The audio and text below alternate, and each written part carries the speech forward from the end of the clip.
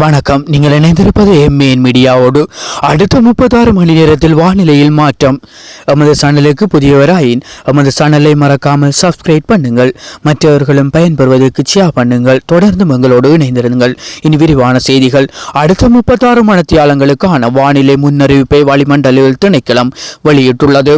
இதற்கமைய சப்ரோகோ மாகாணத்திலும் கண்டி மற்றும் நுவரெலியா மாவட்டங்களிலும் அவ்வப்போது மழை பெய்யக்கூடும் என அந்த திணைக்களம் குறிப்பிட்டுள்ளது. இந்த பிரதேசங்களில் சில இடங்களில் 50 மில்லிமீட்டர் அளவான ஓரளவு பலத்த மழை வீழ்ச்சி எதிர்பார்க்கப்படுகின்றது. மேல் மற்றும் வடமேல் மாகாணங்களிலும் காலி மற்றும் மாத்தறை மாவட்டங்களிலும் பல தடவைகள் மழை பெய்யக்கூடும்.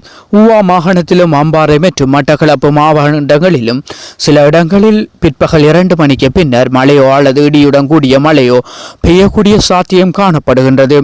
நாட்டின் ஏனைய பிரதேசங்களில் பிரதானமாக வறட்சியான வானிலை நிலவும் என எதிர்பார்க்கப்படுகின்றது.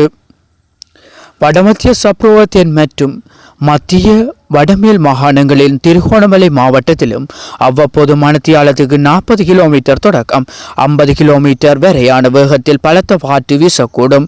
இடியுடன் கூட மழை பெய்யும் வேளைகளில் அப்பிரதேசங்களில் தற்காலிகமாக வீசக்கூடிய பலத்த காற்று மற்றும் மின்னல் தாக்கங்களினால் ஏற்படக்கூடிய பாதிப்புகளை குறைத்துக் கொள்ள தேவையான முன்னெச்சரிக்கை நடவடிக்கைகளை எடுத்துக்கொள்ளுமாறு வளிமண்டல திணைக்களம் பொதுமக்களை அறிவுறுத்தியுள்ளது. நன்றி. இது தொடர்பான மேலும் பல செய்திகளை எங்களோடு இணைந்து பார்த்து செல்வதற்கு எமது சேனலை சப்ஸ்கிரைப் பண்ணுங்கள்.